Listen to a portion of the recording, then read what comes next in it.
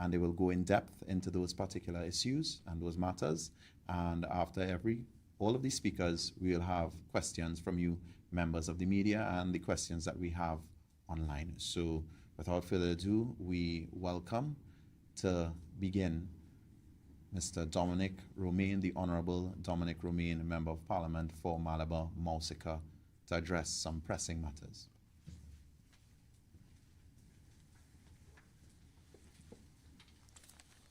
Thank you so much, colleague, Leader of the Opposition, parliamentary colleagues, members of the media. Good morning. I want to extend a special thank you to the Leader for providing me with the opportunity to speak with you all this morning. Just to put a few points into the public domain, having been deprived of the opportunity to do so last Friday during my contribution, which was cut short because my colleagues on the opposite side of me kept interrupting on a standing order of tedious repetition.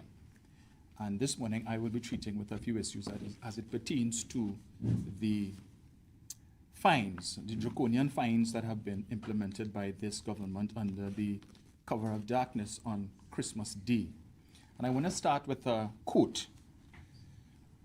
"Traffic fines are too high, and the UNC government will reduce traffic fines across the board and implement state-sponsored driver education programs instead." Two promises that were made by the then Leader of the Opposition, now Prime Minister. Two promises which have not been delivered, and one of which certainly will not be delivered, and that, of course, has to do with the reduction in fines. The Prime Minister has been pellucid in her statements that these fines will not be reduced because, according to her, Trinidad and Tobago is a lawless dump. And one questions, when did the Prime Minister come to this realization that, according to her, Trinidad and Tobago is a lawless dump? And what was the rationale that led to this particular promise being made? Because we've heard the Minister of Transport state that when these promises were made on the campaign trail, it was done so without the statistics, without the data. And so it suggests that a lot of the promises that may have been made by the government would have been made without the data. But the fact is that this information, this statistics and data was in the public domain as early as 2024, when the then Minister of Works and Transport, Rohan Sinanan, would have done an interview, and he did provide some statistics with respect to infractions of traffic laws. And he also spoke about the government then, its intention to review the demerit point system. And he would have provided statistics with respect to the numbers in terms of traffic accidents, in terms of infractions on Ryson Road with the traffic system, persons who would have been breaking the lights. So the information was there. But clearly this was a promise that was made based on populism and not on common sense. And we've heard members of the government say from time to time, in fact, it's one of their most echoed sentiments, that the only persons who are affected by these increased traffic fines would be the lawbreakers. And if that is their position, then we could simply say the same would have applied for the demerit point system. The only persons who would have been affected by the demerit point system would have been persons who would have breached the traffic laws. But one needs to understand what was the thinking behind the demerit point system and what was one of the main benefits, which was to treat with repeat offenders. Because in order to have your license suspended under the demerit point system, you would have had to rack up a number of demerit points, and you could only do so if it is that you had shown yourself to be an unrepentant repeat offender. But nevertheless, the government then was in a position and had intended to make changes to that system to make it a little more user-friendly. Now, under this amendment, which we would have debated on Friday, we saw where the government would have on Christmas Day, it was announced, some 96 traffic offenses saw increases in the fines, but only 18 of those offenses were captured under this amendment, which was debated. And when I look at some of the other offenses which did not find their way into this amendment, it leaves one to ask some questions. For instance, failure to carry driving permit. The fine for that has been increased from $750 to $1,500. Now, if it is somebody is caught without their driver's permit on them, why can't this be one of those offenses where you would give the person an opportunity, a warning? And I could give a practical example on my own. Recently, I would have visited the bank and I had cause to use my driver's license. The teller would have taken it to do make a copy or whatever for the transaction and forgot to give it back to me, and it slipped me. And about 45 minutes later, after having left the bank, the teller would have contacted me to tell me that I left my license at the bank. And of course, at that time, I was already in traffic on my way home. So had I encountered a roadblock then and been asked to produce my driver's license, I would have been in a bit of a spot of bother, through no fault of my own. And in that instance, given how that would have happened, I think that that could have warranted a warning. But that did not find its way among the 18 offenses, and therefore that would have earned me a ticket of $1,500. We also see there are some other offenses, such as improper parking, but there is no explanation as to what that entails exactly. Taxi driver misconduct, what is that exactly? And this is why the proposal for a driver education program should have been done first, because compliance, if persons don't know the law, if persons aren't aware of the law, then it's difficult for them to obey the law, right? And that is the challenge, and this is why I think we have so many cases, traffic offenses cases in the courts, because a lot of people, when they get penalties, because they think they know what the law is or how the law operates, they would be inclined then to challenge these traffic offenses. And the last administration would have done a lot of work in having a lot of those offenses removed from the courts. But what we are seeing here is that this particular move by this government threatens to see a lot of more cases coming back into the court system and clogging up what is a system that really needs to be fixed. Because I could tell you, while the belief, or what we are being told by the government, is that these increased fines, you're going to see a lot more compliance. There are a lot of people in the country who are aware and intimately aware that the system needs fixing. So that, given the fact that some persons who are now receiving penalties, the dates that they are getting to challenge some of these penalties, we are told 2030, 2031, 2032. So that if it is that you receive a ticket in 2026 and you know that you have 5 to 6 years to challenge this, well, then a lot of people will simply say, well, okay, I'll wait until then. Perhaps by then, even if it is a challenge and I'm unsuccessful, I should have the money by then to be able to treat with it. Or, as we know, there is the belief among some persons that you could go to court, try to challenge it, and more than likely the officer who issued the ticket will not show up. And when that happens about 3, 4, 5 times, the judicial officer will simply throw out the matter. Right? So it is not going to fix the situation, unfortunately. Another thing that the government would have announced recently in the budget, the levy on insurance companies and on banks, the asset levy.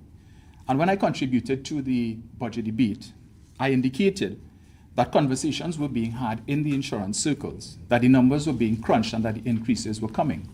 And I could tell you, from a professional standpoint, that at least one of these insurance companies has already, effective the 2nd of January, implemented such increases on the life side of their products, and it's only a matter of time before we see similar increases coming on the general side, which includes vehicle insurance. And so what I have been seeing from a professional standpoint, I've already been getting calls from some of my clients who, because of some of these increases in their insurance, are requesting to shift from fully comprehensive to third-party coverage, which in and of itself provides or presents some challenges as well. Because these increased fines is only going to result in a situation where persons are going to be doing that, and where they may opt to take the cheapest package possible also presents some problems as well. And as we know, there are some companies, the less reputable ones, who give problems to pay when that time comes. So while the Minister of Land and Legal Affairs would have announced or spoken in his contribution on Friday, spoke about the issue of insurance, and it's about saving lives, and when accidents happen and persons lose their lives and their families do not benefit. So I could tell you that if persons who find it difficult to purchase insurance for their vehicles, and given that this is an annual premium, you're not allowed to pay on a monthly basis unless you, of course, you have premium financing. What we are likely to see is an increase in fraudulent certificates on the nation's roadways. And there are actually some bona fide or legitimate agents who serve as third-party agencies for these insurance companies, who we know for a fact engage in the practice of issuing these fraudulent certificates, simply so that persons can have something to show the police if they are pulled over. And we would have seen recently on social media at least 2 videos of persons who would have indicated they received tickets or fines for invalid insurance, and then they were able to show where the insurance was in fact valid. So it suggests that some of these officers, law enforcement officers, are not engaging in proper due diligence as so far as it pertains to scrutiny of these documents. And therefore, if that is the case, it means that it will be very easy to pull one over on them persons who may be inclined to produce these fraudulent statements. Infrastructure is important if it is that you are going to increase these fines and you want persons to be able to abide by the law. And this, I listened last night to the debate in the Senate where, the minister would have indicated, that is Minister Zakur, that the government is currently in the process of dealing with the issue of infrastructure, road signage and the like. And I drove down the bus route this morning deliberately, wanting to see if the changes have been made to some of the signage. And what I noticed is that the signs indicating what the penalties are for usage of the bus route remains the same. It says $2,000 and 6 demerit points. You're looking for speed signs on the nation's roads, speed limit signs, and a lot of these signs are hidden behind bush because CPEP is no longer in force. And while they would have cut the trees and the shrubbery that would have allowed these signs to be visible, in a lot of cases, that is not the situation. Now, with respect to the speed limit, this was one of the increases that I found to be particularly egregious, where you have fines increased, for instance, speeding 1 to 9 kilometers over the limit. Fine increased from $1,000 to $2,000. 10 kilometers to 20 kilometers over limit, from $1,500 to $3,000. Now imagine you having to pay a fine of $2,000 for being 1 kilometer over the speed limit. And when people hear about the speed limit, we naturally inclined to think firstly, well, you're going over 100 kilometers. But we must remember that not all roadways have the same speed limit. So on minor roads, the speed limits are even less. And on one of the main thoroughfares in my constituency of Malabar-Mausika, I'll give you for example, the speed limit is 35 kilometers. But I can guarantee you the majority of persons who use that thoroughfare are not aware of that. I wasn't even aware of it until it was brought to my attention quite recently. So imagine you are not from the area and you are using this thoroughfare and you are driving at maybe 37 kilometers per hour. And you encounter a roadblock. And you are faced with a fine of $2,000 simply because you're 2 kilometers from 35 to 37. How could that ever be fair? So it is clear that this particular move by this government is intended to generate revenue, despite what they may say. We know that is what it is, a revenue generation initiative. And while the ministers continue to say this is about saving lives and it's about safety, one begs to differ. Because we see, for instance, where the Prime Minister would have alluded to the fact that some police officers are wicked in terms of the tickets that they're handing out, the lack of discretion in the issuance of these tickets. But when did the Prime Minister come to this realization that officers were operating in this manner? And if that is so, and you're telling us that this is the impetus for coming with this amendment, then what about persons who would have received tickets unfairly since the 1st of January? What about them? This is not retroactive, so it doesn't allow for persons to be able to benefit in the event that we can establish that tickets were issued unfairly. And then we saw, of course, where last year the Minister of Homeland Security would have awarded 5 police officers for the issuance of almost 5,000 tickets in the space of 6 months. Was any due diligence done by the state to determine whether or not any of these almost 5,000 tickets were issued unfairly? But instead, the officers were commended. And so what message was that sending to the rest of the law enforcement officers whose task it is to carry out daily inspections on the nation's roads? So these are some of the issues that we still have concerns with. We have always maintained that as an opposition, we would support good legislation. From the outset, we stated that we did not support these increase in fines. We felt that they were draconian. And the promise by the Prime Minister to reduce those fines when they were even less, and to now give us a whole 180-degree turn, clearly is a betrayal of the support that she would have received from the people, because I can tell you there are a lot of persons I know who voted for the government on the basis of that promise. Persons who may have been negatively impacted by the demerit point system, who had their license suspended, and they were of the belief that once the demerit point system was disbanded, that they would automatically get back their licenses, and that has not been the case. I want to touch on one other issue as it pertains to driver's permits and late fees for the renewal of driver's permits. The Minister of Land and Legal Affairs, in his contribution on Friday, mentioned that some 2,100 persons would have sought to renew their driver's licenses over a period of 2 weeks, and all of these licenses had been expired, varying from between 6 months, some of them as high as 3 years, having been expired. And the fee for that increases from $650 all the way up to $3,500. And the minister's assertion was that all of these persons would have been driving with expired permits. And as I had to draw to his attention, not everybody who holds a driver's permit owns a vehicle. Not everybody who holds a driver's permit actually operates a vehicle. A lot of people in this country hold driver's permits simply for the purpose of ID. Because as we know, there are a lot of transactions, a lot of businesses in this country that require the use of 2 forms of valid ID to be able to do business. And so if someone has 3 forms of ID, driver's permit, ID card, and passport, and the driver's permit expires, the person doesn't drive, they don't own a vehicle, why are we now forcing such persons to come and renew a license? And you are telling this person that if it is you had chosen, because you're not using it on a daily basis, to wait. If you waited 6 months, you are now going to have to pay an additional $650 on top of the $500 that you would have normally paid simply to renew your license. And this is something clearly that was not being enforced before, because I can tell you again, from a personal standpoint, I renewed my driver's license in December, about 2 days after it expired. And it is because of the circumstances that presented itself. I would have made the appointment, gone to licensing office. As I understand it, now you require to present a proof of address. But if your proof of address has a lot number or a LIPOL number on it, they don't accept it. You have to go to TT Post to be able to get an address card and then to come back to licensing office to be able to do that. And if you're renewing your license on that particular day that it expires, then you could see the challenge that some persons are being faced with, and the public is not being told this.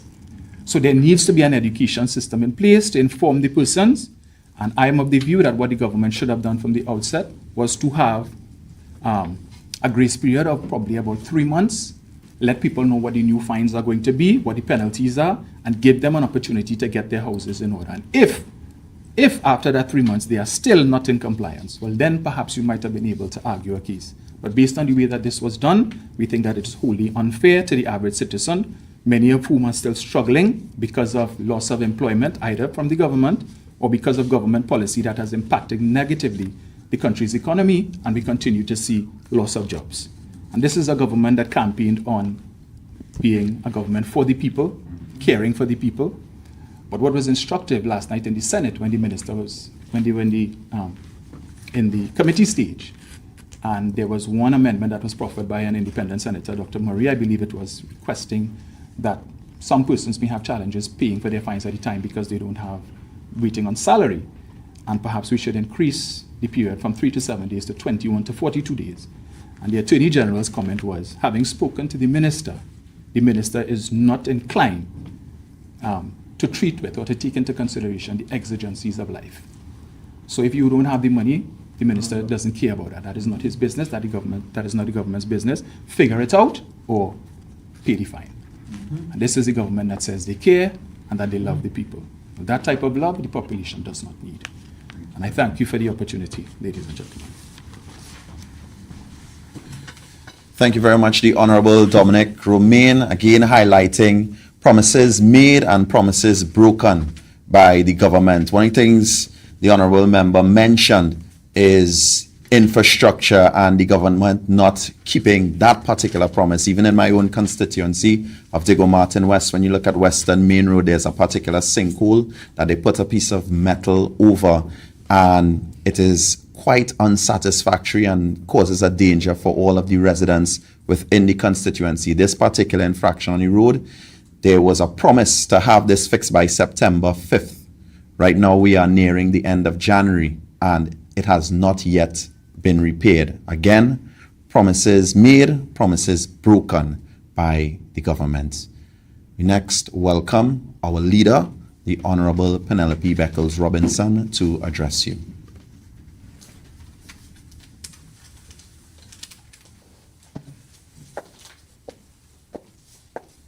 Thank you very much, Hans. Let me, of course, acknowledge the presence of my colleagues, Senator the Honorable Faris Awari, and my colleagues, the Honorable Dominic Rumin and the Honorable Nan Gadsby Dolly, members of the media. Good morning.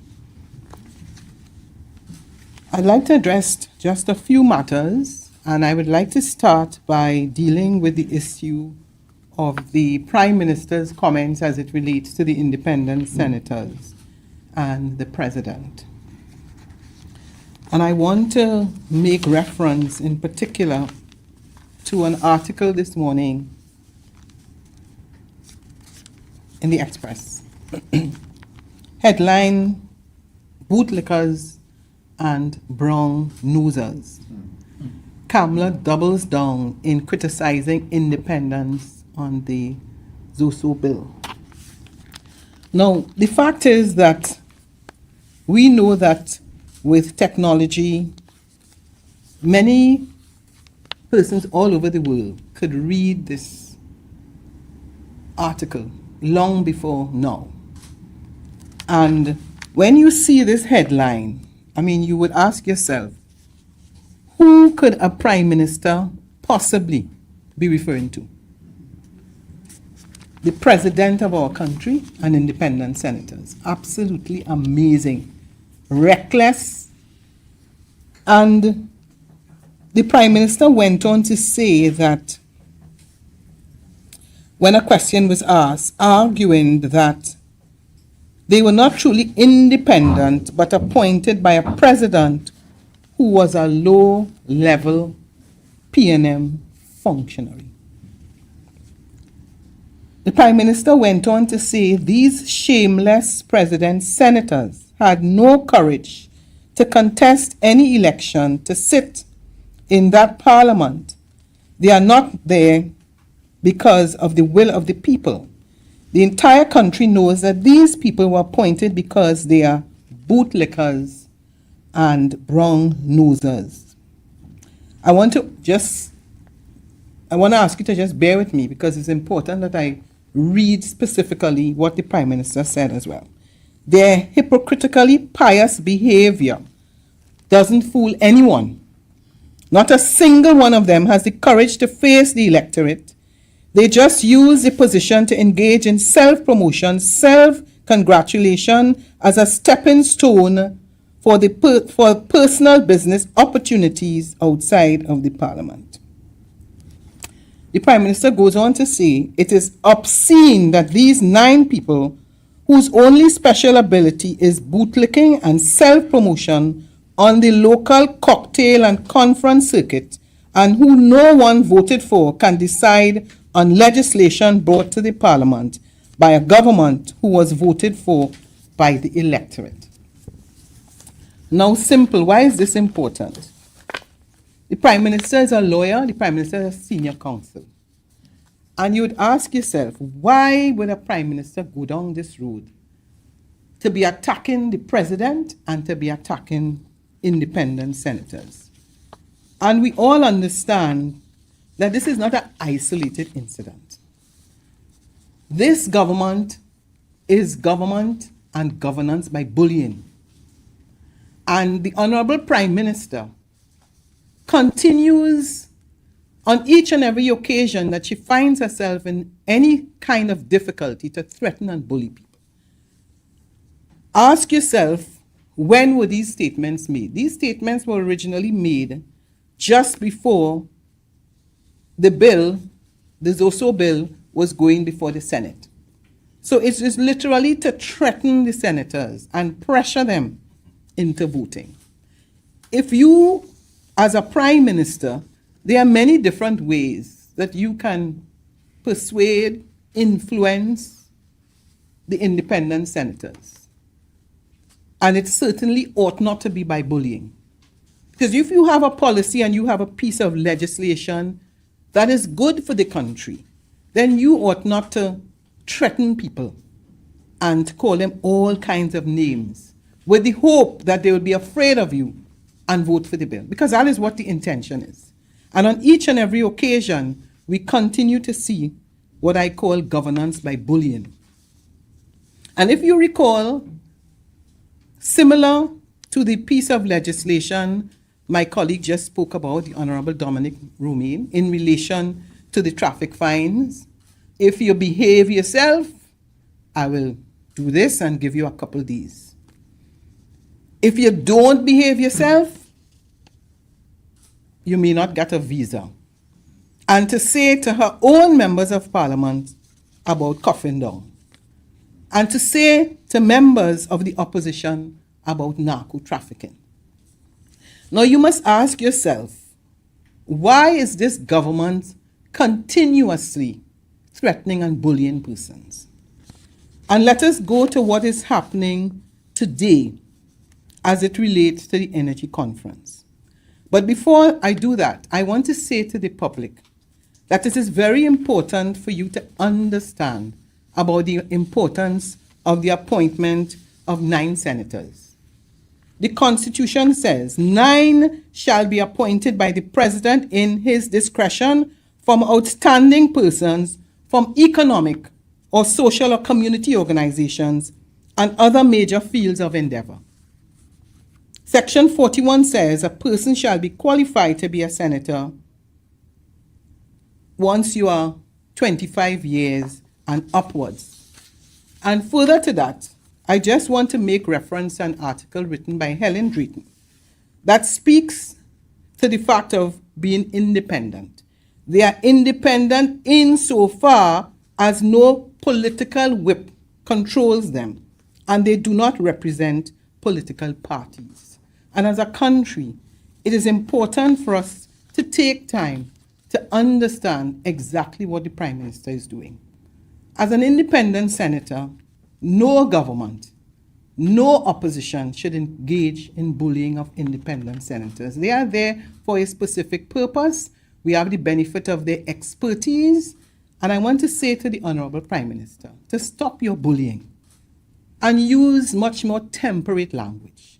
And if it is you believe that you have the skill as a leader to be able to persuade, whether it be independent, whether it be opposition, whether it be civil society, please do not act as though the people of Trinidad and Tobago are attending kindergarten school, because we will have none of it. And I want to go now to what is happening as it relates to the energy conference. Because there's a link with the bullying and what is happening as it relates to the conference. Now, we all understand the importance of the oil and gas sector to Trinidad and Tobago. We all understand that. And it is not unusual for a country like Trinidad and Tobago, who has been in the oil sector for more than 100 years, to have conferences where we will share with the public in Trinidad and Tobago and to the world at large about our development in the energy sector. This is the same government, when the Prime Minister returned from the United States after the General Assembly, that boasted that the Dragon deal is once alive. And the Prime Minister boasted about going to Venezuela to meet with the President and Minister Delcy, who is now the acting President, because they were celebrating and boasting about the arrangement they made as it relates to providing oil for Trinidad and Tobago. What has happened now? Have you heard anything? Do you know when is that visit? We are hearing nothing about that visit. So now you're having an energy conference, and that is the time when Trinidad and Tobago celebrates the 100 years in the oil sector, in the gas sector, and more importantly, an opportunity for the Prime Minister and the Minister of Energy to say to the people of Trinidad and Tobago, this is our policy. This is where we are in terms of energy. This is how much barrels of oil we are producing. This is the direction of the government of Trinidad and Tobago. But the question you ask yourself, why are they hiding from an energy conference? Why are you afraid to speak to the public? Very interesting. The Minister of Energy leaves Trinidad and Tobago and he is going to India to attend an energy conference. Now, isn't that interesting? You're afraid to stay in your own country as the Minister of Energy, who was also, interestingly enough, ready to go to Venezuela. But right here, when you have the opportunity to tell the people of Trinidad and Tobago, this is where we are. Tell us about the Dragon deal. Tell us about any further discussions that you have had with the United States. Following on the original discussion with Mr. Rubio, tell us where you are, since you were boasting so much about that discussion and the decision. But no, what does the Prime Minister say? The current energy chamber is structured to only serve the priorities of the foreign multinationals and select local special interest groups.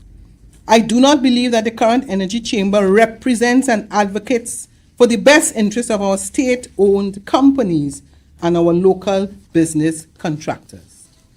So what do you have?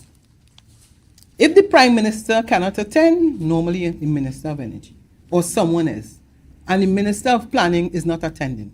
So in other words, the government blanks the entire energy conference. And historically, that is an opportunity for the government to signal to the energy sector its policies, its direction, to cement relationships. And more importantly, there are oil companies that come from all over the world, and you are able to encourage them and to say to them, listen, Trinidad and Tobago is a place to invest in. These are our policies. No. Tell the people what is happening in the downstream, but what you are doing in truth and in fact is causing investors to lose confidence. And I'll tell you why the Prime Minister and her entire government is running from that conference. They are running from the conference because they find themselves in a situation having budgeted the price of oil at $73.25. It is now $60. So you have to explain to the public how you're going to deal with the shortfall. You have to explain to the public that notwithstanding the fact that the opposition warned you, do not put the price at $73.25 that you decided, you know more than everybody else. Because anybody could have read the international newspapers as it relates to a recommendation of a price to peg the budget. But no, promise made, promise kept. So they find themselves in a situation where they are not going to be able to explain to the oil companies, to the investors, to the business community, the decisions that they have taken. But further to that, they now find themselves announcing, just when the conference is due to start, 70% increase in natural gas. How are you going to tell the people in the conference how you arrived at this? You just finished a budget 3 months ago. Promise made, promise kept. So what are you going to tell the people in the oil sector? What are you going to tell the oil industry? What are you going to tell to all those people, LNG, all of those people who traditionally entered an agreement with the government of Trinidad and Tobago as it relates to a preferential rate? So here we have in The Guardian today, gas squeeze, manufacturers up in arms over pending hike by stake-owned NGC. Now let us remember, this is a government that made it very clear that they're going to talk to the people, that you're going to consult with the people. The Prime Minister must tell us which one of the manufacturers or the same energy chamber that she has no respect for, total disrespect. Did you even have the courtesy to say to them, listen, our budget is at $73.25. We're now at $60. Things are not looking good. We have to make an adjustment. Again, the same bullying and the fact that they feel they have the right to simply tell you when a fine increase, what you should pay for this, what you shouldn't pay. That is how this government operates.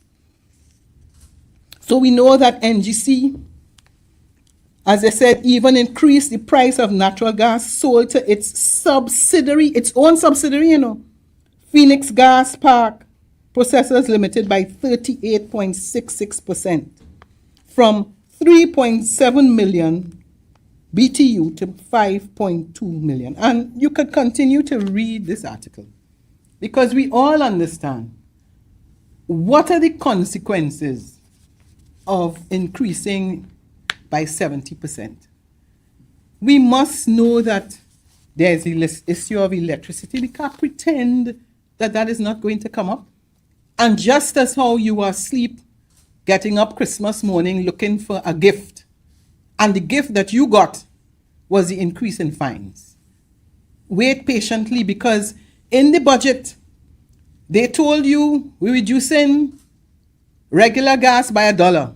I mean, who in Trinidad and Tobago has benefited from that $1? Who are you hearing? People normally would celebrate that.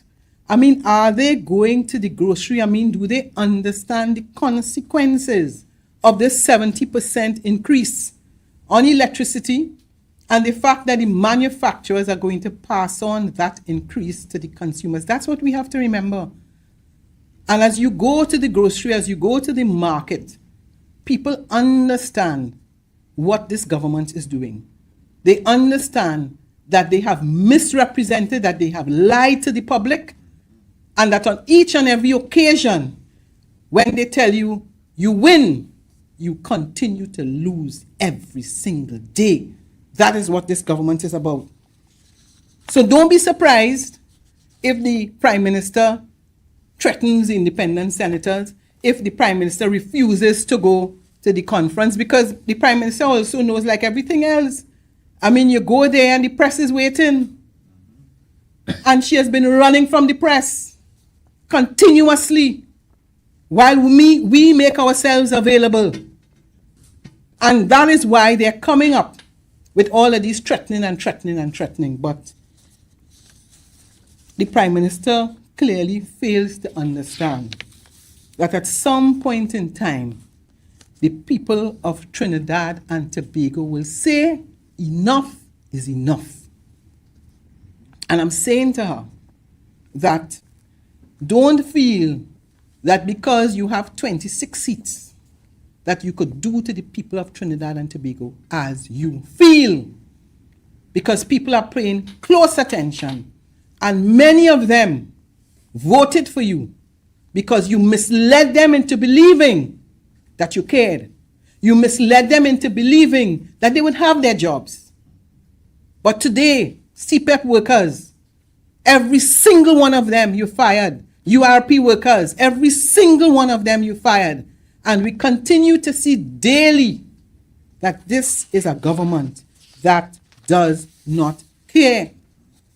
And I want to ask the people of Trinidad and Tobago that in less than a year, take note that when you have KFC telling you that people are no longer buying the chicken the way they used to be in Trinidad and Tobago. Just listen, Trotter San Fernando, the number of businesses that have indicated that they have to close down. And you know what is interesting? These businesses are closing down after the government told you that this is the best budget. Could you believe that? You had such a good budget and people are closing down.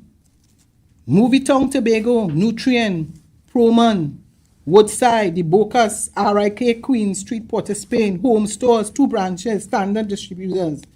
And of course, those of you who might be visiting a bar, any part of Trinidad and Tobago, because they have moved the license, in most instances, for relatively small bars, from $1,500 to $9,000. Absolute wickedness.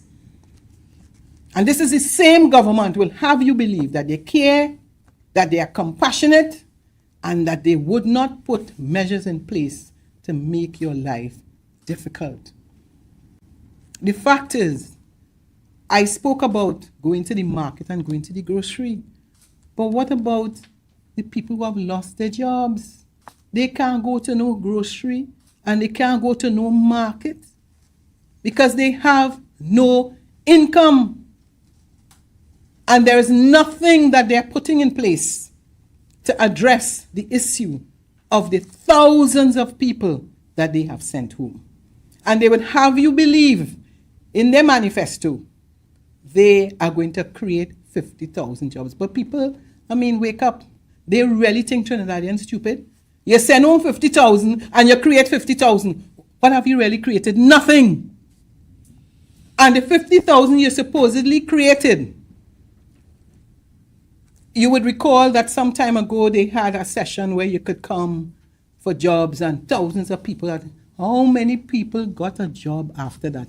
And you ask the people the procedure that was employed by this government in order to apply for a job. So I want to close by saying to the people of Trinidad and Tobago, do not listen to the lies of this government, because they will come again bearing fruits and trying to convince you that you will win because they did it 3 months ago in the budget. And 3 months later, you are seeing that they are putting in place measures to make it impossible for the average person in Trinidad and Tobago to live. They are making it impossible for manufacturers to be able to have a product that will be sold at a reasonable price that you, the people of Trinidad and Tobago, could buy and benefit. And you must ask yourselves, go back to that speech on the day when the Prime Minister was sworn, I love you and I love you, and you will consult. Absolute lie. And you need no more evidence to see that the problem with this government is they had no plan. They had no policy. And therefore they just doing things ad hoc. And whenever they get themselves in trouble, they blame the PNM. They blame the PNM. The truth is that when we lost the elections up until April 28th, people were getting, who you hear complaining about getting their salaries? You hear pensioners complaining? You hear people who go in for the disability grant complaining? You hear people complaining about the fact that you're trying to get an appointment with NIB. You listen to what Dominic said. They had no plan and they still have no plan. So what do?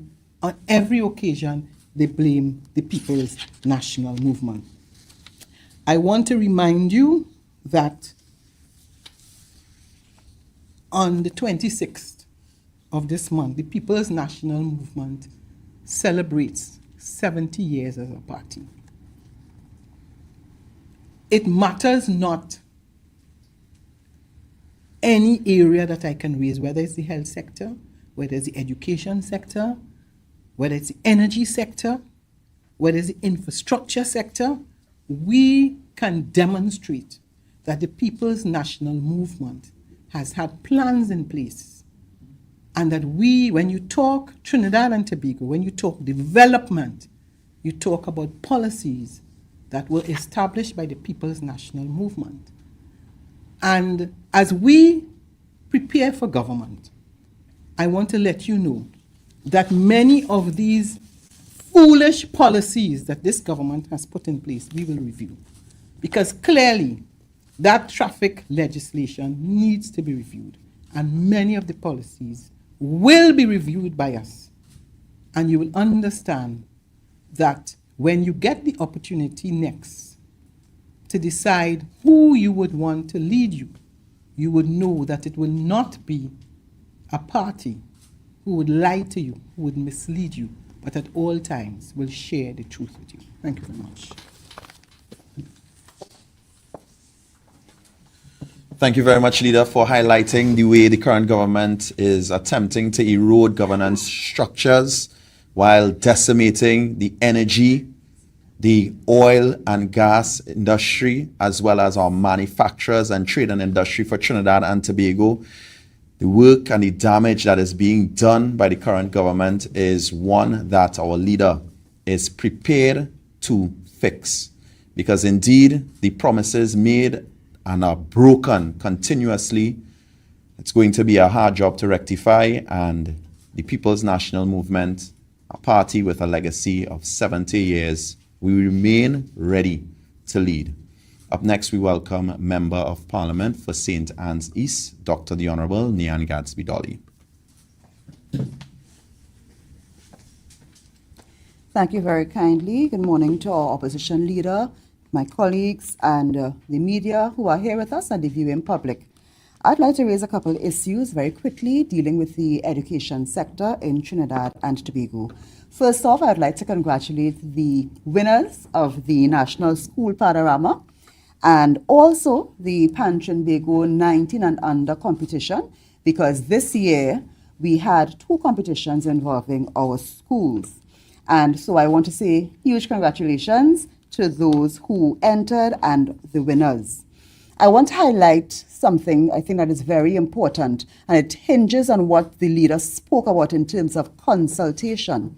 We saw 2 competitions taking place this year because of a lack of consultation with the Ministry of Education and Trinbago. These competitions are traditionally held with a collaborative approach, and because of that lack of collaboration, we saw that difference and the 2 competitions taking 2 different paths. And we look forward, we take very careful note of Trinbago's stance, where they are looking forward to consultation for 2027, early consultation, and therefore the competition coming back into one push. And we look forward to that. And we raise here that the consultation that has been promised by this government in the lead up to them taking office is not coming to fruition, not from the Prime Minister, who I guess is leading from the front, and certainly not from the ministers. And we also note that with the competition in Skinner Park, there were a number of logistical issues and problems, and that could have been avoided. The children who took part could have been saved that discomfort, and their parents and so on, simply by having consultation. So we look forward to the response of the Ministry of Education, as well as a more consultative approach for 2027. I want to move quickly to the issue of the hair code. And that has been raising its head again. And to give some context, after these children came out to school in 2022, so remember that the children were at home, most of them from 2020 until 2022. And at that time, you would have had the hair code issue rearing its head.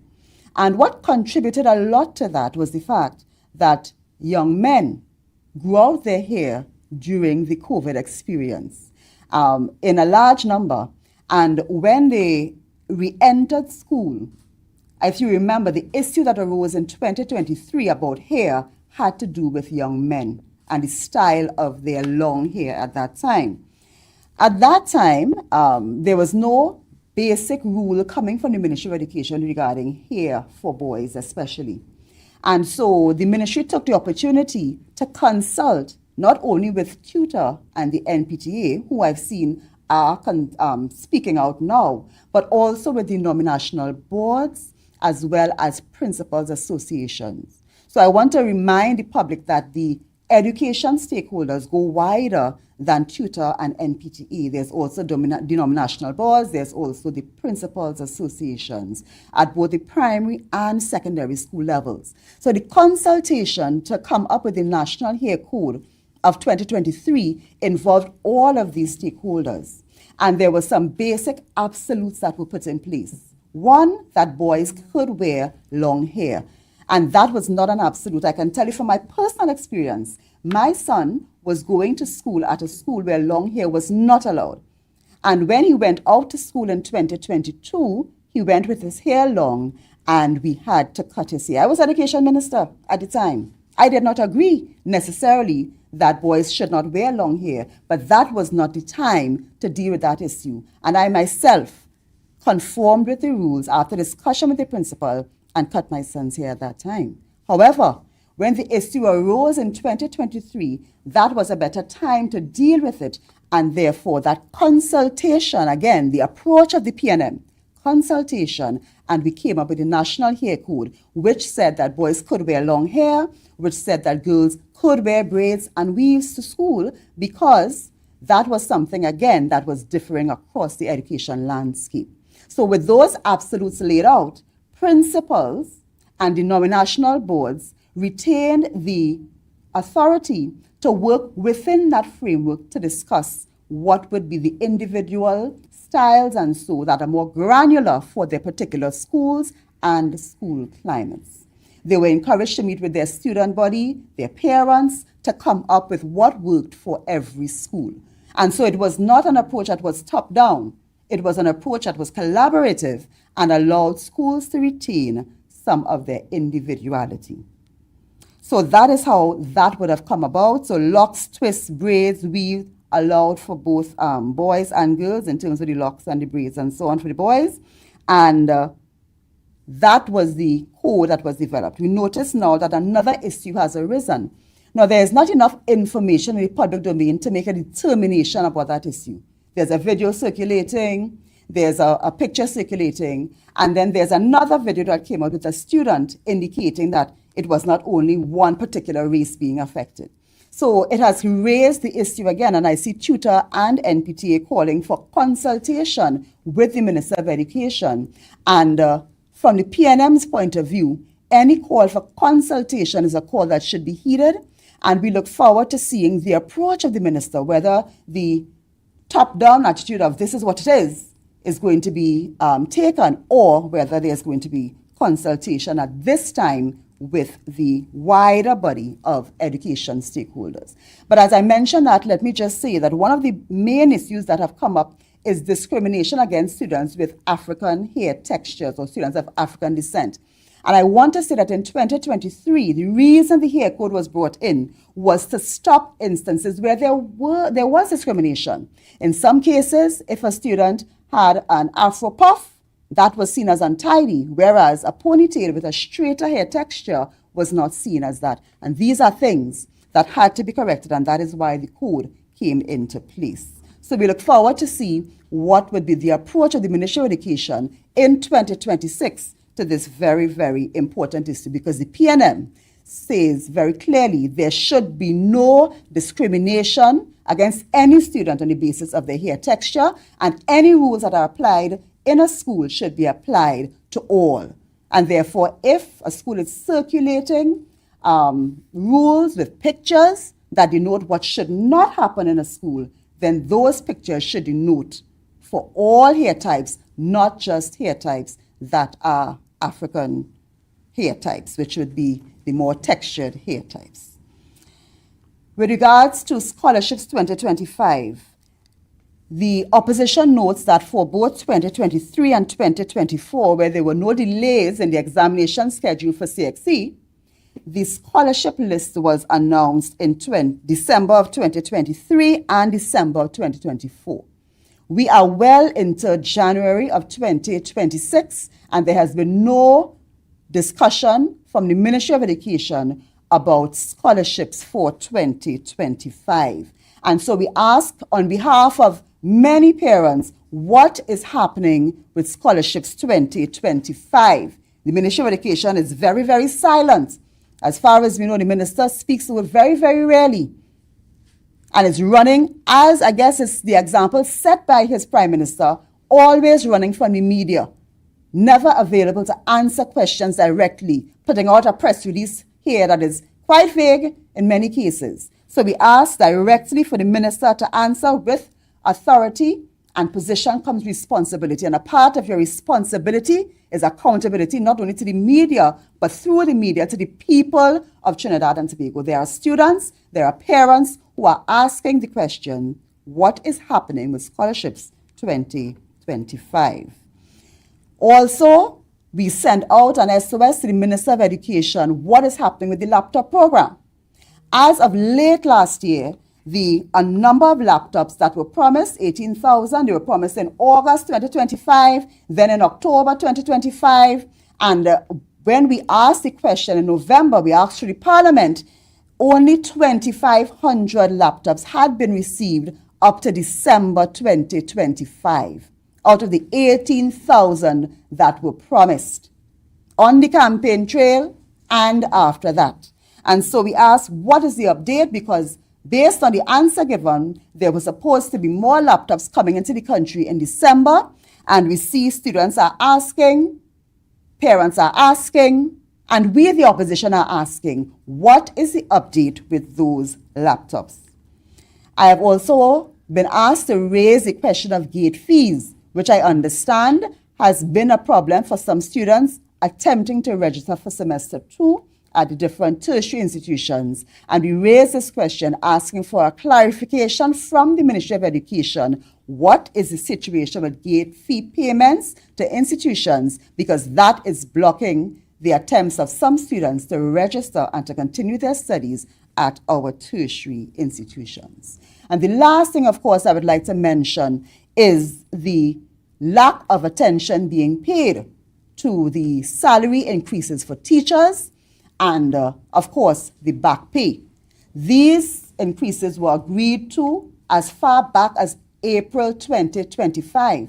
I want to remind the country that previous to that, under a PNM government, increases were agreed to, and within the space of 2 months, the back pay was paid and the increase was given. We have seen now, we're going into 9-10 months, and no back pay for the teachers and no increase in salary for teachers. Our teachers deserve what they have been, the package that they have negotiated, and we are looking forward to a definitive answer, not the shifting, vague answers that are being received. We want to know on behalf of the teachers, what is the situation with their increase in salary and their back pay? Thank you very kindly. Thank you very much, Dr. the Honorable Nyan Gadsby Dolly, for highlighting Trinidad and Tobago deserves better, especially when it comes to education, and we see it in so many other areas in front of us. Up next, we welcome the Honorable Senator Faris Al-Rari, SC, to address you on other matters of national concern. Thank you, Hans. Good morning, everyone. Happy New Year, honorable political leader, colleagues, members of the media. You look enthralled with the amount of information that is coming your way. Thank you for your kind attention. Folks, I know you've had a lot of important issues put on the table today. After hearing the leader of the opposition, I'm tempted to say that that is just all you need to hear. Our country is being run by statements that none of us recognize in leadership. Can you point to a time when Trinidad and Tobago ever had a consistent barrage of statements like this? I certainly cannot recall ever passing law, the many, many, many laws that we tabled, with the attitude that you are dealing with bootlickers, brown-nosers, and labels on independent senators. I cannot imagine encouraging Shell, who is our partner in the Dragon deal, to be warmed and influenced to invest in Trinidad and Tobago because they're greedy. Come on, folks. I'm hoping that this resonates somewhere. My task is to talk very quickly about the special zones of operation. There was a marathon rush debate in the House of Representatives. They went till nearly 3 o'clock, 4 o'clock in the morning, the dead of night. Rush it through, because there's a special majority. In the Senate, we're on day 2 right now.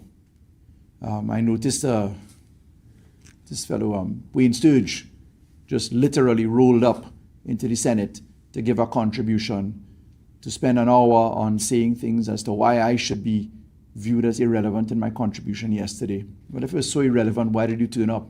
Is the first point. So folks, just let me deal very quickly with the zones of special operation. We are coming to the end of a state of emergency on January 31st.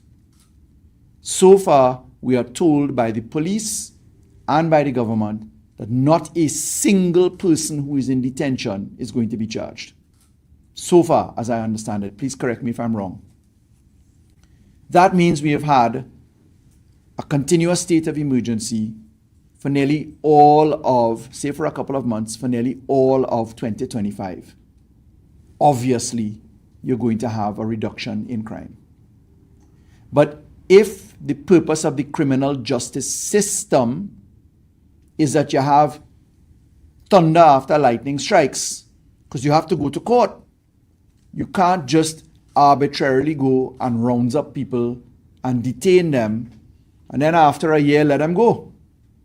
Because chances are that they'll be more enticed to commit crime. After all, they didn't earn any income for a year, they have families to feed, and criminality simply just dissipates into a wall for a short while like a cockroach and comes out at night when it can. So, state of emergency is coming to an end January 31st. And the government has brought the bill for special zones of operation. I drafted the law with the Law Reform Commission. I produced the law immediately when Jamaica produced its law. I was having discussions with the Attorney General of Jamaica, and in 2017, I drafted the law, sent it to the Honorable Prime Minister and to the Cabinet, received permission to issue that law for public comment. On the 4th of August, we wrote to Kamla Prasad Bisesa's designate, Gerald Ramdeen. We sent that letter specifically because on July 18th, 2017, the government, Dr. Rowley, and the leader of the opposition, Mrs. Prasad Bisesa, and a team of us attended a joint meeting to talk about crime. You will recall that the UNC refused to support the bail amendments. They refused to support the continuation of the anti-gang law.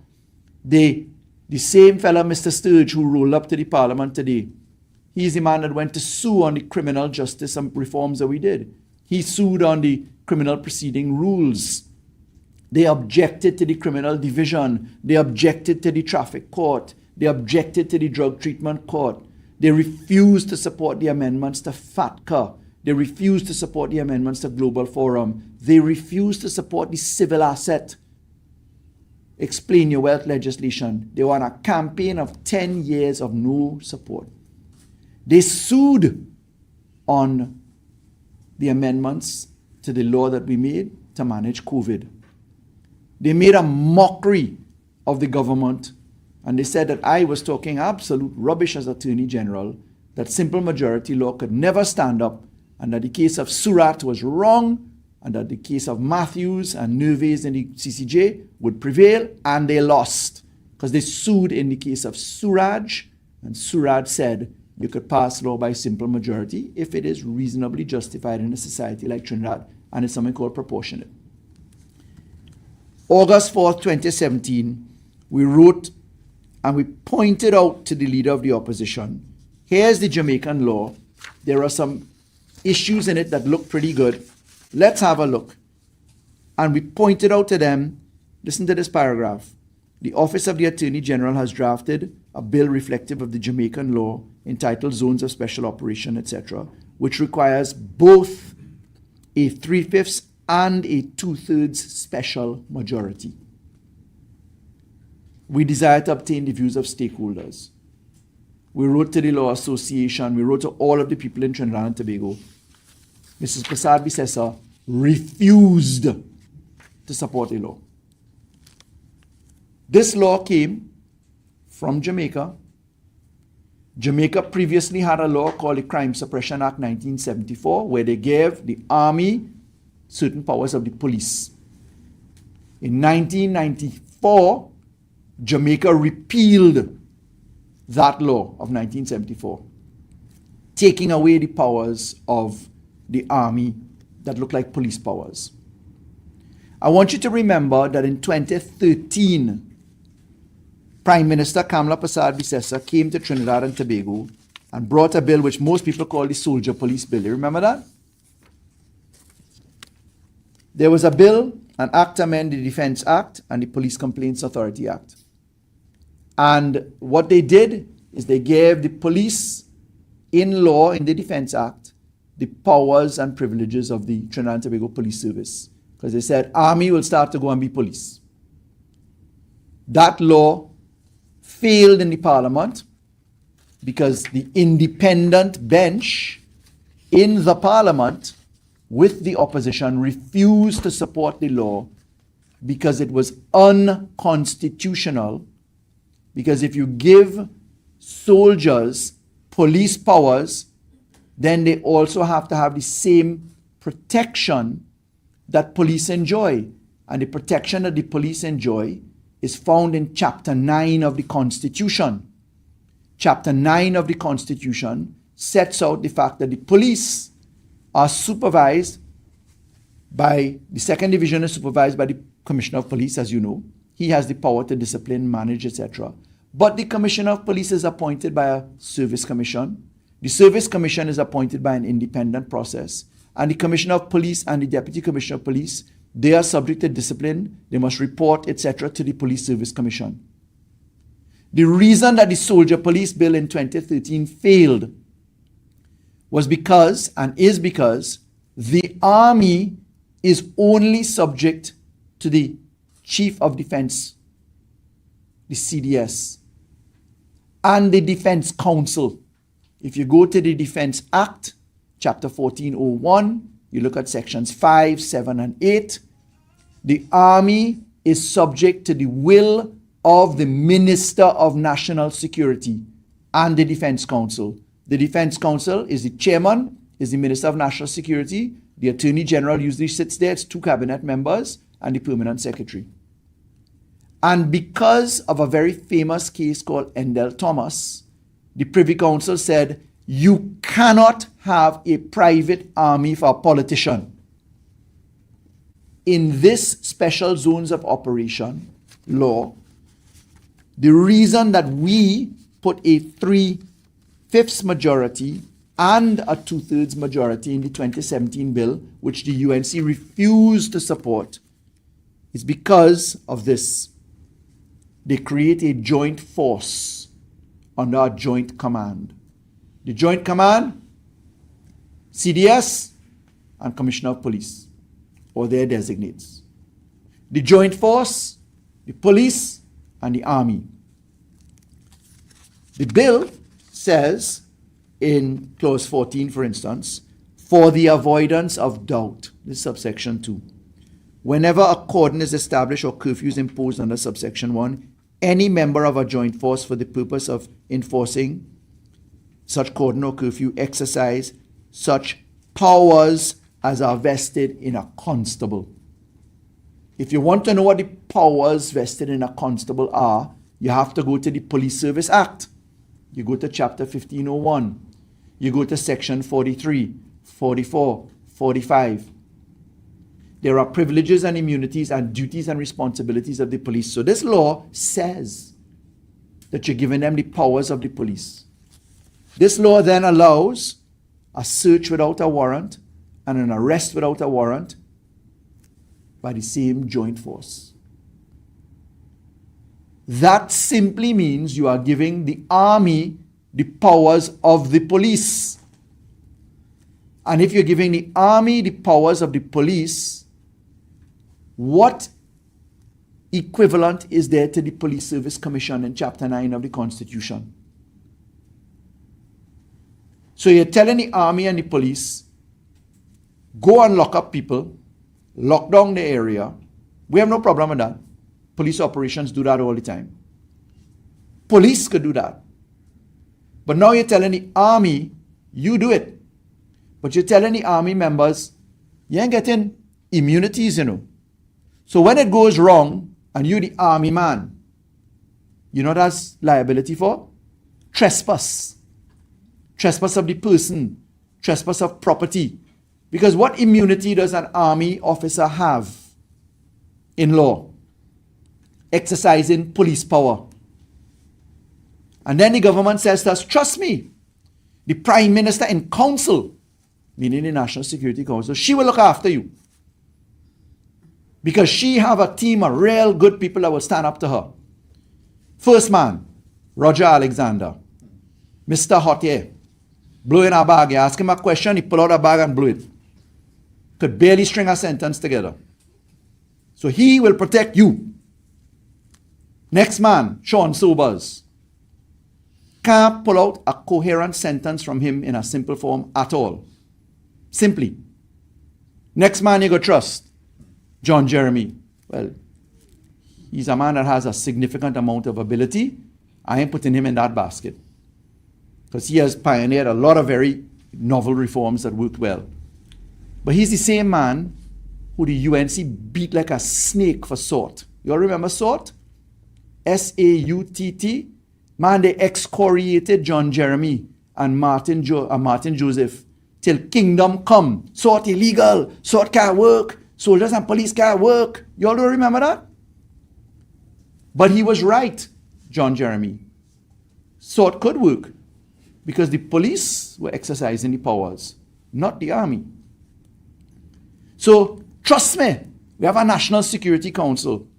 Hot Air Alexander will look after you. Incoherent Sobers will look after you. All you're good. Have no fear. The real protection is required under the Constitution. And the reason why we said the law requires a 2/3 majority is simply because it implies that the Service Commission is going to have some kind of authority, the Police Service Commission, over the army. But it doesn't say so, so you have to construe it as amending the Constitution. And Section 54(6) of the Constitution says if you're going to do that, you need a 2/3 majority. So Trinidad and Tobago, simple questions, serious talk. We all agree that crime is a problem. The PNM call a state of emergency, the UNC call a state of emergency. The PNM created reforms in the criminal justice system, judge alone trials, family court, children's court, drug treatment court, criminal court, traffic court. The PNM said, listen, you can't ask 43 magistrates to do the job well when they're doing 104,000 motor vehicle and traffic cases. So we created demerit points and we kept low fines so that people would start to self-regulate. Nobody objected and rioted the way they rioted on the Christmas Day gift, where everybody said, yellow is the Grinch. So yellow is the Grinch, fines double, demerit points didn't work, according to Eli Zakur. Really? What's the evidence of that?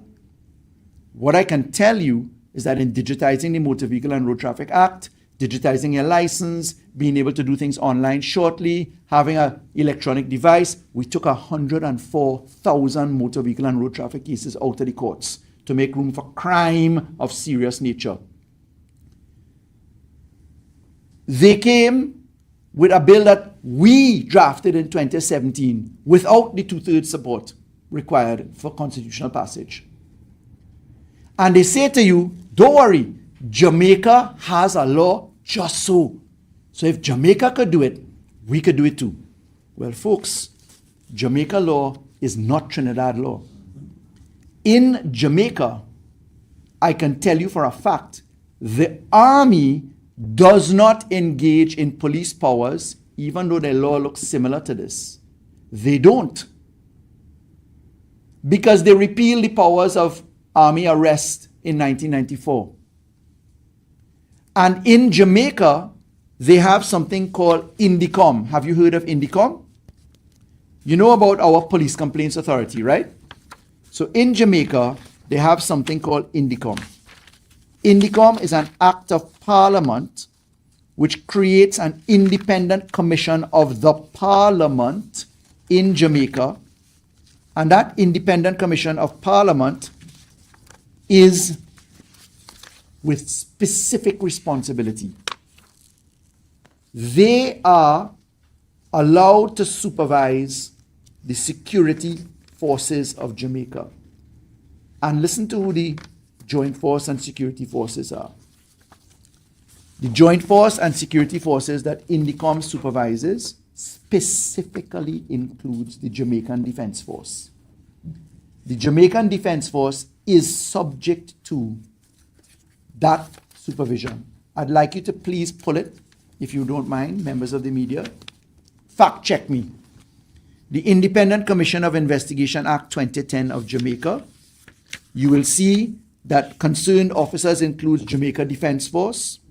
You will see incidents of any type of a serious nature, in particular, of that, including Defense Force. Security Force means Jamaican Constabulary, the Jamaican Defense Force.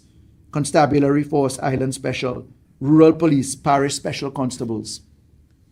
In Jamaica, the National Security Council involves the participation of the leader of the opposition.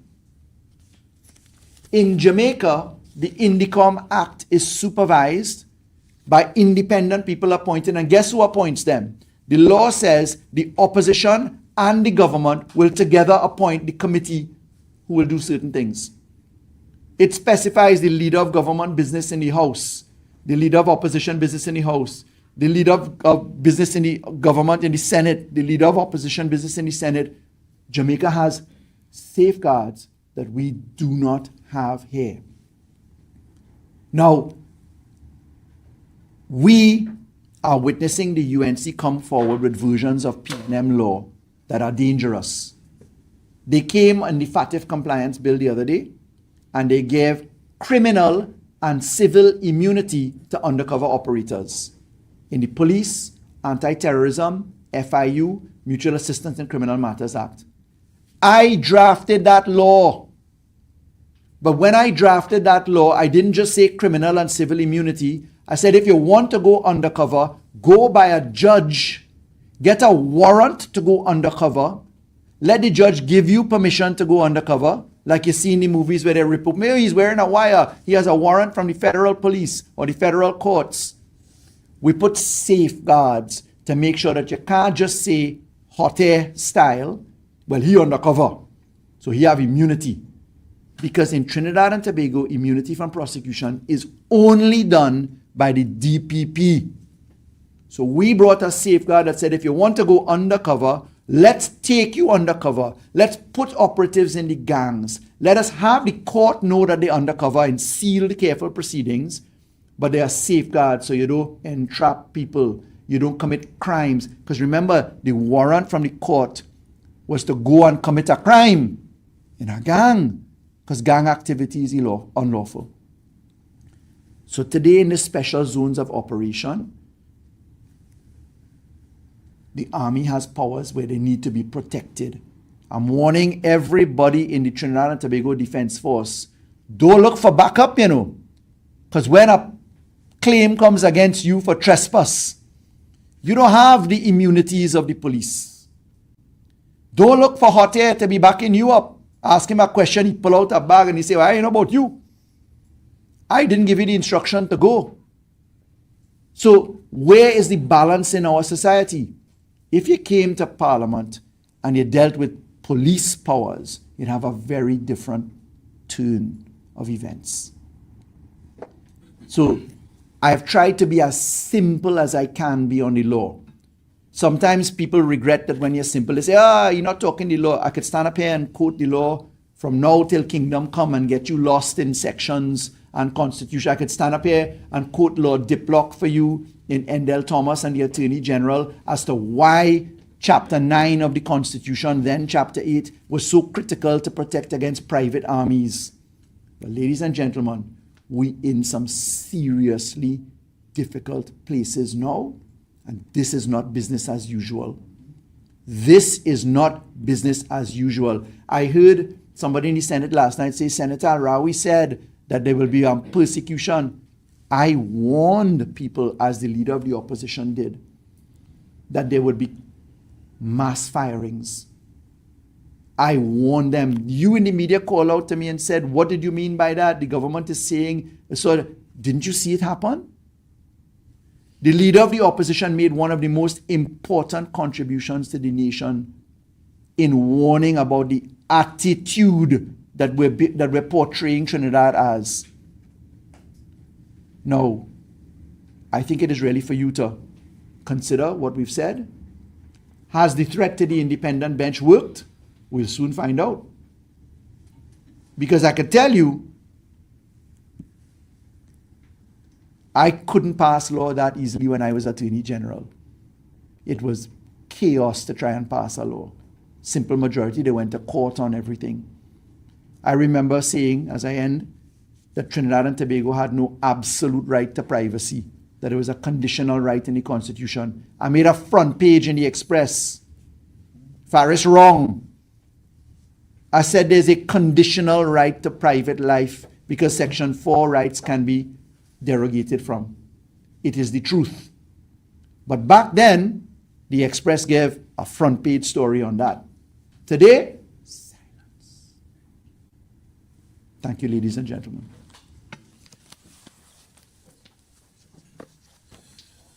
Thank you very much, Senator Alrari SC.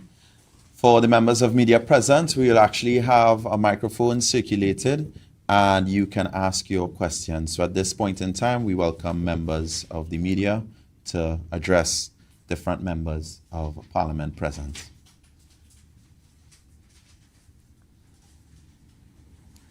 Okay, so what we'll actually do is we'll start with a question that was sent in for the leader. K-Marie, have a question? Let me just start. We'll start with the online question first, and then we'll let K-Marie ask a question. So this is from Delon Deschong. He asks, a number of countries across the Caribbean have signed MOUs with the U.S. to accept third country nations. Will the opposition support the government if it decides to enter into a similar agreement with the United States? Leader? So the question is, a number of countries across the Caribbean have signed MOUs with the U.S. to accept third country nations. Will the opposition support the government if it decides to enter into a similar agreement with the U.S.? Nationals, yes. Meaning deportees? Yes. Well, I mean, I have made the point before that we are willing to sit with the government. We are willing to support legislation that is good legislation. And if at any time that this is a matter raised with us by the government, we will give it its due consideration. And of course, we do know that on the issue of deportees have been coming to Trinidad and Tobago for the last couple of years, as far as I know. And the government is normally advised when those deportees are being sent. Now, I understand from reading the newspapers that several of countries in CARICOM have already signed these MOUs. But we, of course, would hope that if that is going to be a decision of this government, that it is something that would be made public. We have not heard them say anything as it relates to that. But of course, we are willing to listen. We are willing to hear, exactly what the agreement means. Because if you sign an MOU, it means there must be certain conditions, there certain responsibilities of the government. So once we are shared some information as it relates to that MOU, I'm sure as a caucus we will give it due consideration. Thank you very much. So we'll begin with K-Marie Fletcher, Guardian Media. Okay. Ms. Beckles, on the issue of the energy sector and referring to the Prime Minister's criticism on the energy sector, her not wanting to be present and not naming anyone else at the moment to attend the conference, and the proposed hike, and you would have mentioned the possibility, or you believe the fact that there would be an increase in electricity. We just want to speak on that a moment because this affects the public directly. It's not just not attending, but if we see a hike in a price, there was the consultation under the former administration of the possibility of the gas hikes, and we saw the review and stuff. I want you to just speak on that a moment and tell us, if you think that will happen, the effect of that, and also how it will affect persons wanting to invest in the country, and what do you see happening based on? Well, there is a procedure both for the increase in electricity and increase in water rates. And we did not hide that procedure was taking place because, you have WASA, you have TNTEC. We understand that TNTEC owes a considerable amount of money to NGC. And we brought that information to the public domain. We also made it abundantly clear that Trinidad and Tobago has one of the lowest electricity rates in the world. I mean, one of the reasons why people have been investing is because certain companies get a preferential rate as it relates to the natural gas. That's one of the reasons that they have been attractive. The truth is, and that is why it would have been so important for the government to go to the energy conference. But as I said to you, if it is that you're way off already in terms of how your price that you have pegged for the US dollar, that's one. And two, all these various fines and all these promises, they have put themselves in a difficulty where they simply don't know how to share with the public that you told the public one thing and now something else is happening. Because once you attend a energy conference of that nature, I mean, the reason why people do these conferences all over the world, they come to countries that have been involved in the energy sector for decades, as we have. I mean, we are going through our challenges. So it's not just going to be the issue of energy, it's going to be the issue of Venezuela as well. And the government's clear statement that an agreement was reached between the United States and Trinidad and Tobago as it relates to the Dragon deal.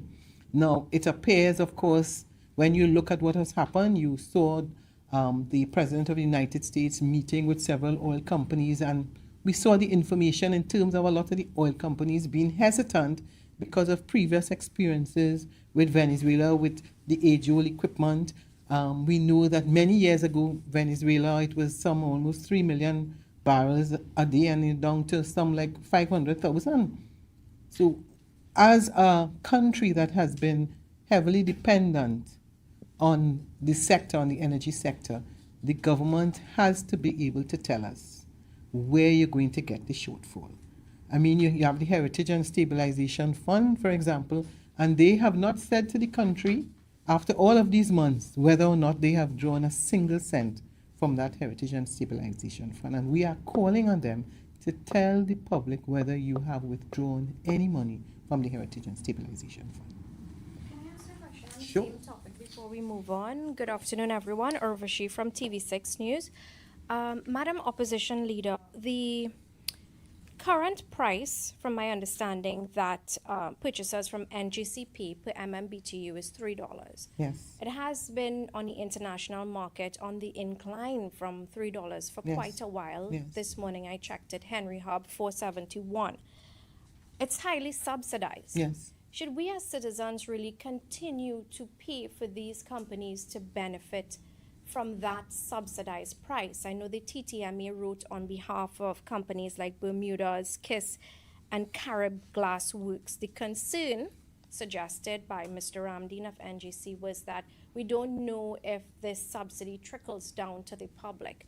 But really and truly, should we be subsidizing it to that extent, given that globally it's moved from $3 to now $4.71? Yes, but this is a matter we raised in the budget. We raised those issues, and the truth is, you have a government in power, and they have a responsibility to answer that question. I mean, yes, we can say, but you would recall that as it relates to diesel and several, you remember that the government, at the time, the People's National Movement, kept reducing the subsidies, and people were not happy. I mean, we explained why it is we had to reduce the subsidies, be it on diesel, be it on regular, be it on premium, and people were not happy, but at least we took some of the difficult decisions.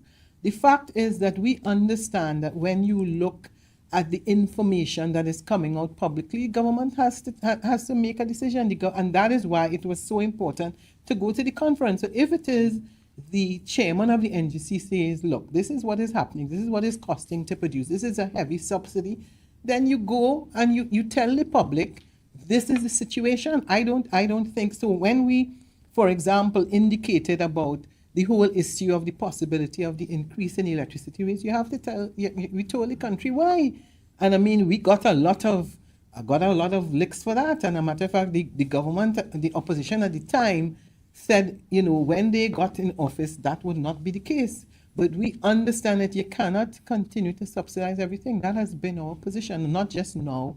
That has been our position in a multiplicity, some as it relates to education, healthcare, I mean, you have seen that the People's National Movement did make it clear in a multiplicity of those areas. But you have to do it gradually, and it requires education and requires consultation and sharing with the public. It does not require that you go and make these statements to the energy chamber and say, listen, you know, who greedy, who not greedy. I mean, just like you say to the legal fraternity. So we are saying that you have the data, because you must remember, just as you said, you did your research, and we would have done our research in the budget, and we said, listen, that's not the price that you should put, because the data is suggesting that the price is going to go down.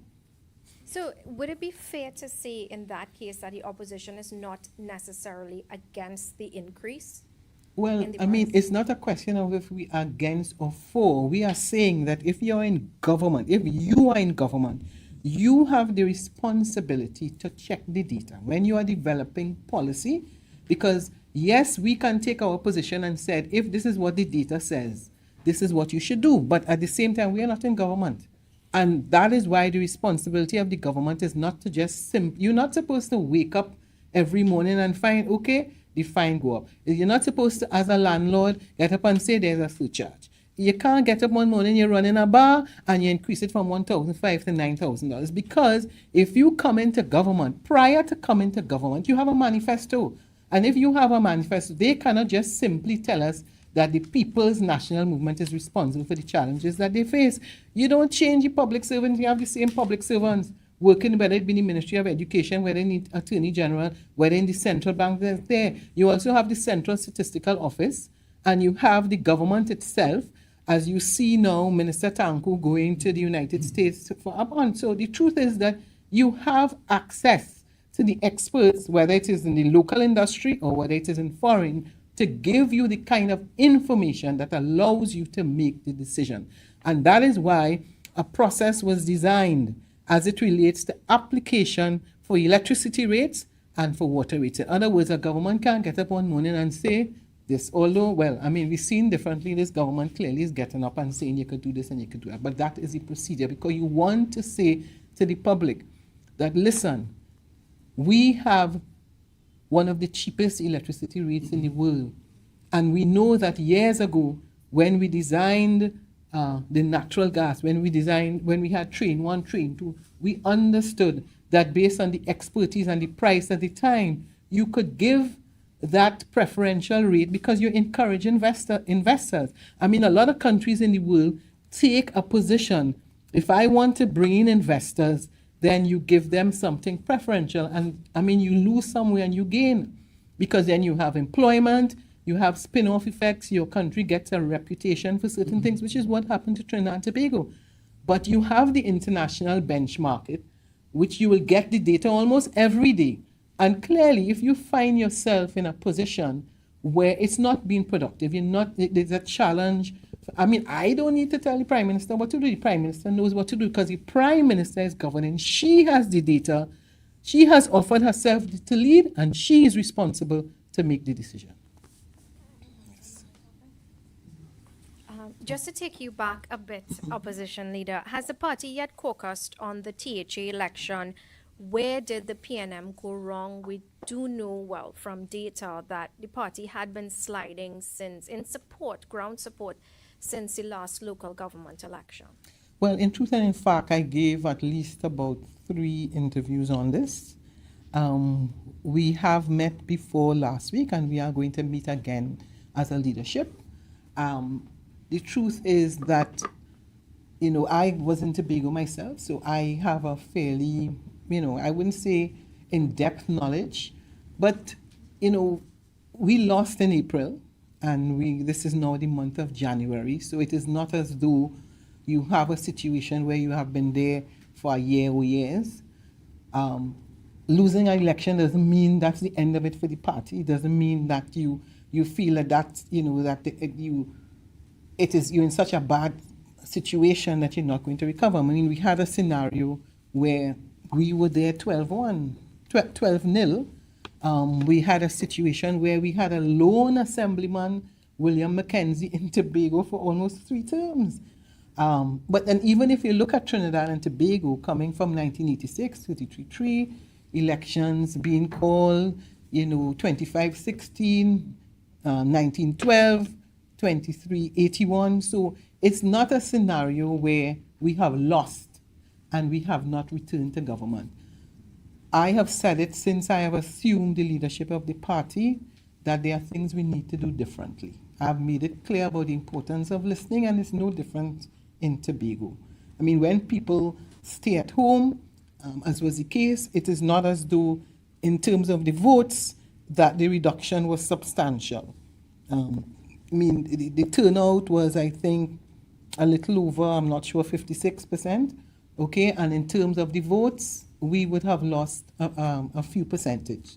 So we have to do the work. You don't just, I was in Tobago, as you know, last week, for the swearing in. I also met with the candidates who lost, as well as members of the Tobago Council. So we are doing the work. We are not going to hide. We are not going to shirk from our responsibility. We're going to do the homework. It's important for you to do the analysis, talk to people, and be sure that as you move forward, you get the kind of information that allows you to make some better decisions.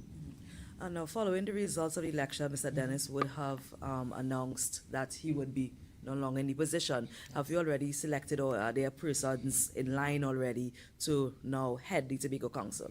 Well, in having the meeting with the Tobago Council immediately, as I said, I met with the candidates. I know that they are in the process. They actually have their elections constitutionally due in April, so they will indicate to us exactly and make their recommendations in terms of the way forward. I'm not aware that that sort of decision has been made yet, but once it is made, we will make the announcement.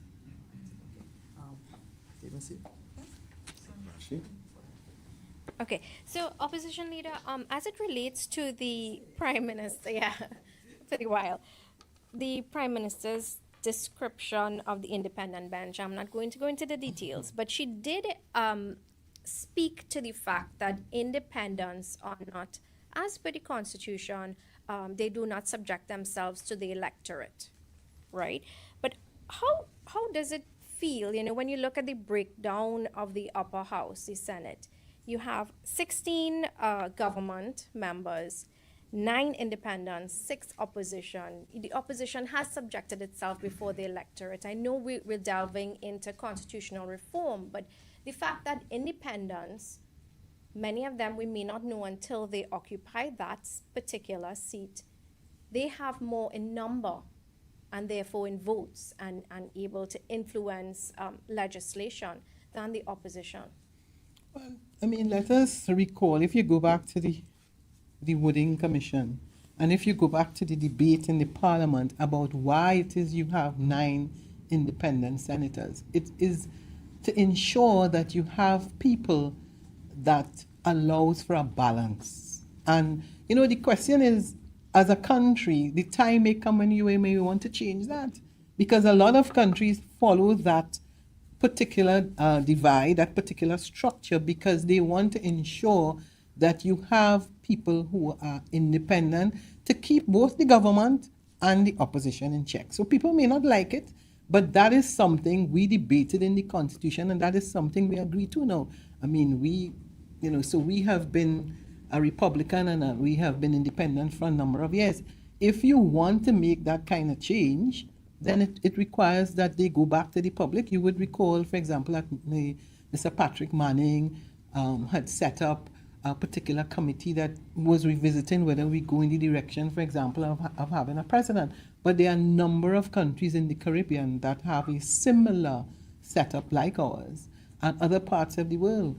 In a lot of the European countries, for example, you would see that it's a multiplicity of parties that form the government.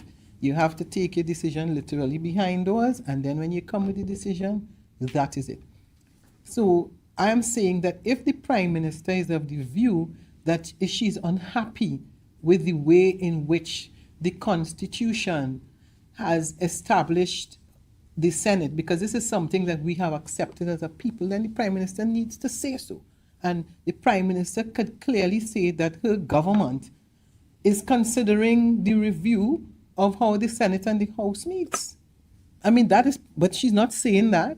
I mean, to come and attack them and say, listen, you didn't offer yourself to run.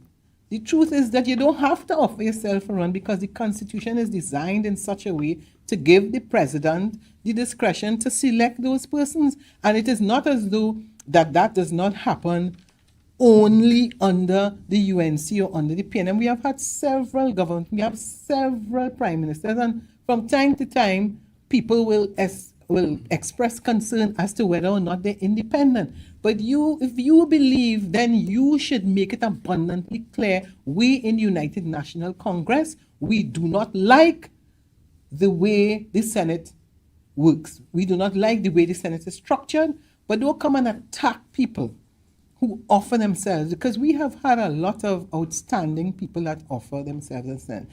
And they're coming there for their expertise, and the expectation is they're going to bring that to bear and they are going to vote accordingly. If we look at the voting over the years, very rare you would have everybody voting. I mean, you have seen it, some vote, some abstain. So the impression to give that it's like all of them come there and the president is a low-level PNM and all the people who are appointed. I mean, clearly that can't be the case. And what it does is also causes people who are minded to offer themselves to think twice, because obviously you're going to be labeled. Just to join on that point, as the Yeah, person sure. representing the Senate here, right? My question is, do you think that the threats to the independent senators have worked? Now, I know that the bill has not yet been voted on in the lower house, but you must know the atmosphere and the mood like of senators, and also this is not the first time that we would have had the Prime Minister calling out the integrity or the independence of the independent senators. For me to even answer that would be a threat in and of itself, because then we become like spoilt children fighting over who voted for me or not. I piloted hundreds of bills in the Senate. I never once spoke to the independent bench that way. So I have been there now 16 years in Parliament, but for the time that I piloted bills, hundreds of them, I sat in the Senate and I sought to persuade people as to the logic and reason as to why I was there. What I find today is that Trinidad has become unrecognizable. There is a fear that pervades everywhere. People are just not saying what I believe they want to say. When I go to my former constituency and I engage with the people who used to quarrel that they only had 3 jobs and that, 4 members of their family got development and the 5th one didn't get it yet and it was a big problem. Who's sitting down home now for 9, 10 months straight unemployed? And I said, well, what's going on? How are you so quiet? Boy, they have a state of emergency. And if you open your mouth, you ain't getting nothing. And them fellas wicked, They're controlling things. That's the honest to God sentiment in this country. Urvashi asked a question a little while ago about subsidies. And listen, today I'm going to speak really simply about some things. Cricks going up. Juice going up. Carib going up. The manufacturing sector employs thousands of people. We keep talking about diversification. Oh, all of these intellectuals roll out. Let's get away from oil and gas and let's diversify. Well, where do you diversify? In the manufacturing sector or in the banking sector? So, if you are going to unilaterally overnight raise the price by 70%, and you have also put in tariffs now for landlord, you put in tariffs for financing, what is the attractiveness of investing for diversification purposes in Trinidad and Tobago? Why come here? Is the timing right? Isn't Guyana offering pretty much all of its land for investment? Telling them, come, we'll set up subsidies for you. Don't they supposedly have gas till it runneth over? So what we really doing?